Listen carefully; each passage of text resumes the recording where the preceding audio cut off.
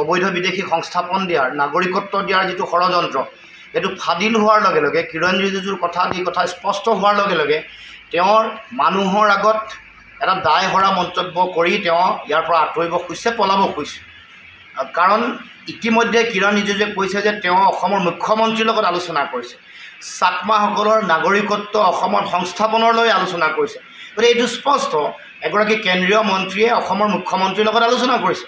গতিকে এই গোটেই বিষয়টো মুখ্যমন্ত্ৰীয়ে লুকুৱাবৰ কাৰণে, দায় সাৰিবৰ কাৰণে, গোটেই বিষয়টো গাপ দিবৰ কাৰণে চেষ্টা কৰিছে। কাৰণ জানে যে এই নিৰ্বাচনৰ সময়ত এই গোটেই কথা বতৰাবোৰ গম পোৱাৰ লগে লগে ৰাইজে এটা ৰাইজৰ ক্ষোভৰ সন্মুখীন হ'ব, ৰাইজে বিজেপিৰ বিৰুদ্ধে ভোটদান কৰিব। সেইকাৰণে পলাবৰ কাৰণে, দায় সাৰিবৰ কাৰণে মুখ্যমন্ত্ৰীয়ে এনেকুৱা ধৰণৰ মন্তব্য আগবঢ়াইছে।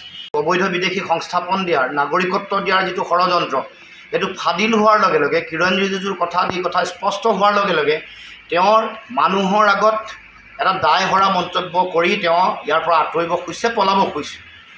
কাৰণ ইতিমধ্যে কিৰণ ৰিজিজুৱে কৈছে যে তেওঁ অসমৰ মুখ্যমন্ত্ৰীৰ লগত আলোচনা কৰিছে, চাকমাসকলৰ নাগৰিকত্ব অসমত সংস্থাপনৰ লৈ আলোচনা কৰিছে। গতিকে এইটো স্পষ্ট এগৰাকী কেন্দ্ৰীয় মন্ত্ৰীয়ে অসমৰ মুখ্যমন্ত্ৰীৰ লগত আলোচনা কৰিছে।